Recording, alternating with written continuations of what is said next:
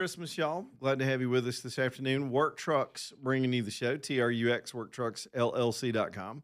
This is where you can go get yourself a business vehicle if you're in business, whether you want to make this move before year end so you can claim it on this year's expenses, or in the new year you've got plans to expand or grow as everything starts to improve in the economy. Work Trucks is there for you. They've got everything you need to get outfitted with these commercial-based trucks, the box trucks, vans, both cargo and passengers. Say you got a church or an organization and you need to move people.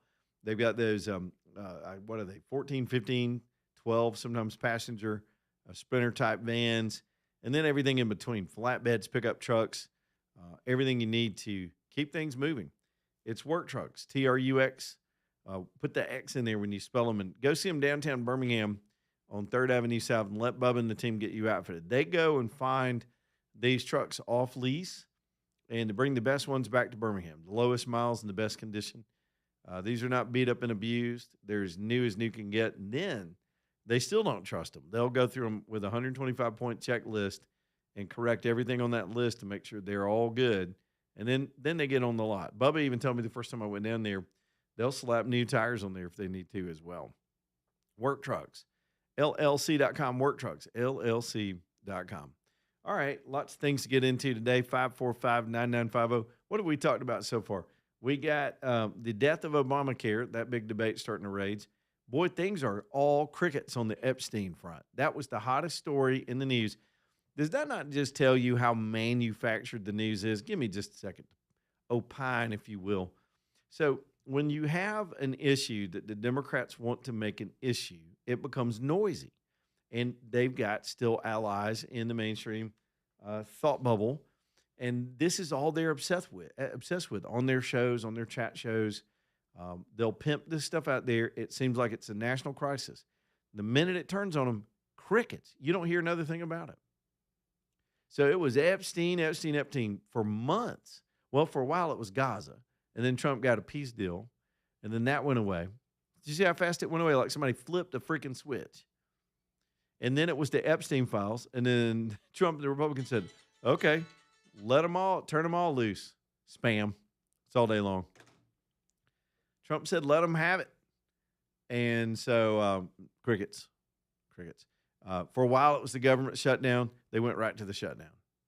Crickets. No, they went from shutdown to Epstein to Pete Hegseth is committing war crimes. Now crickets on that. They're still pushing it a little bit. They all went behind the scenes and saw the video, talked to the commanders on the scene. They realized exactly what the president and the administration was doing. Now we got this oil tanker. Maybe that'll give them something to do this afternoon. Why, we can't seize a tanker. He's not a king. For a while, it was Trump's a king. And then before that, Trump was a Nazi. And then it was, and then I can keep going back. Oh, it was Russia. What was it next? And it's red hot. They don't want to talk about anything but that. It is called message discipline, and they're really good at it. Who's not good at it? Republicans. So as hard as they're trying to get some focused on the economy and the improvements that are happening, even though people still aren't feeling it. And I don't blame them. People just aren't feeling it. And even with the vernacular on that, let's talk about that for a minute. Then I'll go back to the Venezuelan situation. With the vernacular that Trump uses in his clunky way of talking about things, he's saying what the Democrats are doing right now is a hoax. And then their reporter buddies run around and say, Trump's saying if you don't like the price of gas, it's a hoax. That's not what he's saying. He's saying they're pretending that they care about it. They're pretending that they're not the ones that caused it. The best line he had last night was just like Bonnie and Clyde lecturing us on crime. These people tried to burn the country down, whether intentional or because of their general incompetence. You have to be absolutely incompetent to believe some of the things that they put into place would actually work. And so we're paying for that incompetence with the immigration issue, with Obamacare, with all of it, with the reckless spending that drove up the inflation that caused the Fed to raise the interest rates. And now we're trying to reverse engineer that. And it's going to take a minute. So the fact that people are miserable and things seem out of reach, especially for younger Americans, that's not a hoax. Trump isn't saying it's a hoax. What is he saying? He's saying that them pretending they give a damn or can fix it is just laughable. And I wish he'd express it that way. I think he's learned to tap the brakes on it, but there's that. Now, let's go back to the oil tanker because it looks like the beginning of something.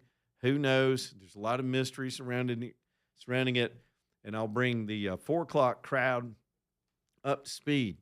The United States military has intercepted and seized a massive oil tanker off the coast of Venezuela. The president did speak about it this afternoon, and he cryptically said, it was a big tanker, probably the biggest seizure that's ever happened. And he said that, quote, other things are happening, and we would all find out about it soon.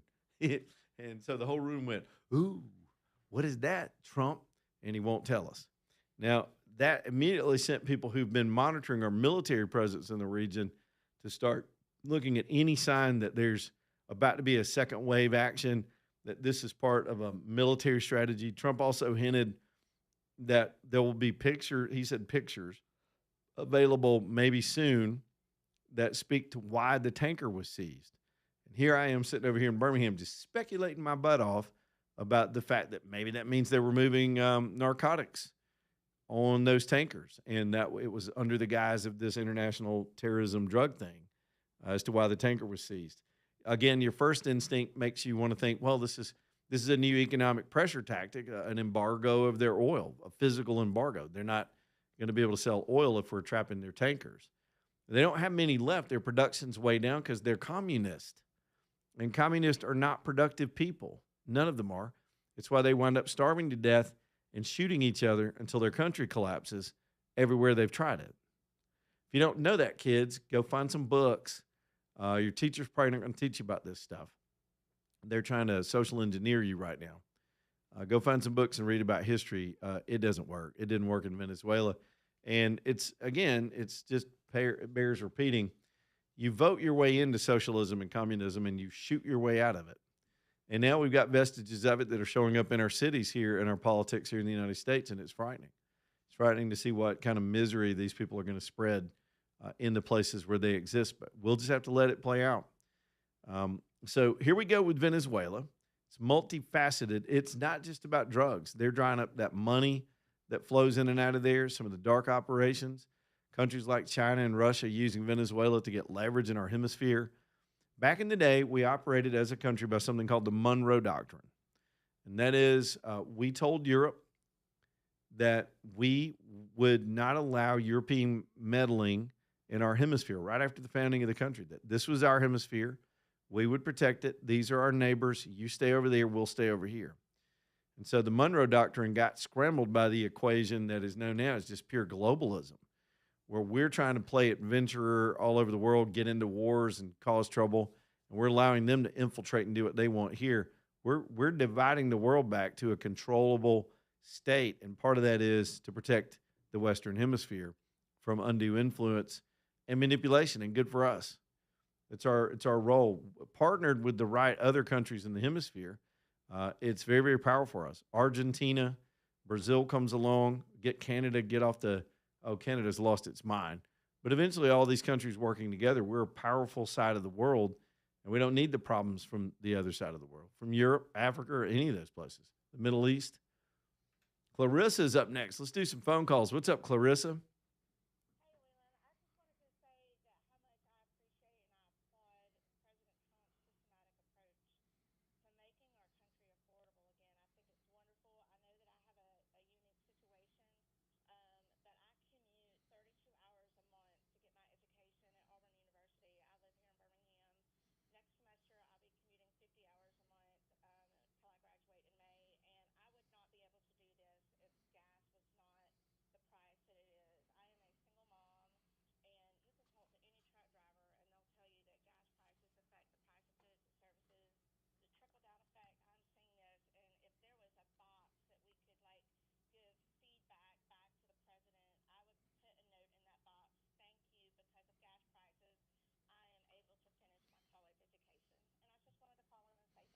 It's the little things. Clarissa, it was good to see you at our event the other day. I know it was brief. You popped in and said hey to us, but yeah, it was nice to see you. The audience loves your calls, so I appreciate how you're always concise and you bring the heat. There you go. All right, there's Clarissa tonight making some sense. Yeah, and so yeah, the Venezuelan thing's it's got me on not edge, but I'm fascinated with what we're doing, what the strategy is, why we're doing it, what's next. Does it mean war? Does it mean warplanes and we take out their air assets and make them blind and then go in and pressure Maduro out? By the way, the opposition leader, you should know this, the opposition leader, and I'm forgetting her name right now. It just escapes me. I'm that age. But the opposition leader there in Venezuela, who is opposed to Maduro and won the Nobel Peace Prize and then turned around and dedicated it to Trump because she appreciates the support he's given the people of Venezuela, was going to travel to get her prize, right? You have to go to what, Norway, I guess, to get her peace prize. And she decided she couldn't leave. She's not going to go leave to get herself glorified with a prize while her people are being abused in that country and they're this close to toppling Maduro and getting him out of there. And indeed, some people on the Nobel Committee today, as part of this overall story, called for Maduro to honor the previous election and get out of there and just leave. The world is starting to see the problems because of this guy's stubbornness and general incalcitrance. So we'll see if he leaves. If he leaves on his own accord, or if he decides that that he's going to hang in there and it winds up being a war or violence. Whatever, you can expect this with this kind of pressure built up. There is absolutely going to be some action probably sooner rather than later. And there's a lot of internet sites tonight reporting that military action because of the oil tanker seizure is imminent. Now, there's a video floating around. I hope this is legit. I'm going to try to describe it to you. I just pulled it up of the seizure itself and how it went. So this is how it went. If this is legit, and it looks like it could be, it's shot from the air, probably of a drone aircraft. What you see are United States helicopters approaching, some people on the helicopters, fast rope down to the surface of the ship. 1, 2, 3, 4, 5 dozens of them off the helicopters. Those look to be Black Hawks. These guys are tacked out. It looks like something out of a movie. And then they're moving methodically to the boat, to, I don't know what they call it, the wheelhouse, where the boat's being steered and controlled. You see them on the stairwells moving up into other parts. This is an absolute methodical takedown. I don't know. I'm going to suspect that this is a Navy SEAL operation. This is right up their alley and in their wheelhouse of expertise. And this video, of course, getting shared now. I'm looking at it. That doesn't mean anything. Let me put a caution on it.